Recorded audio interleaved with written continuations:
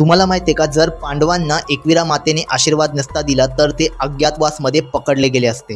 ही गोष्ट तेव्हाची आहे जेव्हा कौरवांनी पांडवांना 12 वर्ष वनवास आणि 1 वर्ष अज्ञातवास यासाठी पाठवले होते। यामध्ये पांडवांना 12 वर्ष वनवासात राहायचे होते व 1 वर्ष लपून राहायचे होते, जेणेकरून कौरव त्यांना शोधू नये।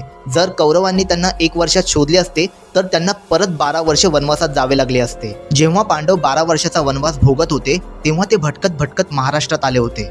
त्याच वेळी ते लोणावळ्याच्या कार्ला या ठिकाणी येऊन पोहोचले।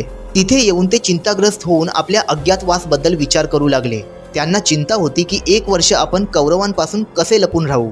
त्यावेळी त्यांनी महादेव व माता पार्वतीची आराधना केली व त्यांच्याजवळ प्रार्थना केली की आम्हाला याच्यासाठी मार्ग दाखवा। तेव्हाच माता पार्वतीचे रूप म्हणजे रेणुकेचा अवतार असलेली एकविरा माता त्यांच्या समोर प्रगट झाली व त्यांना साक्षात्कार दिला। त्यावेळेस मातेने त्यांची एक परीक्षा घेतली व त्यांना एक अट घातली। एकविरा माता म्हणाली, मी इथे लोकांच्या कल्याणाकरिता अवतार घेतला आहे। जर तुम्ही इथे माझे मंदिर बांधले तेही एका रात्रीत तर तुमच्या सर्व मनोकामना पूर्ण होतील। त्यावेळेस 5 पांडवांनी आपल्या शक्तीने व युक्तीने एका रात्रीत माता एकविरेचे मंदिर तिथे बांधले।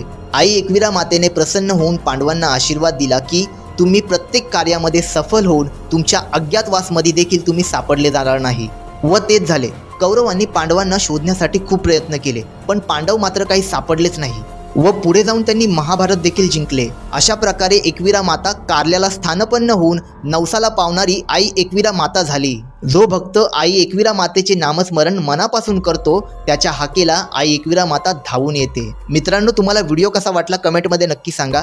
लाईक करायला विसरू नका, शेअर करायला विसरू नका आणि मराठी सनातनी फॅक्ट्सला सबस्क्राईब नक्की करा।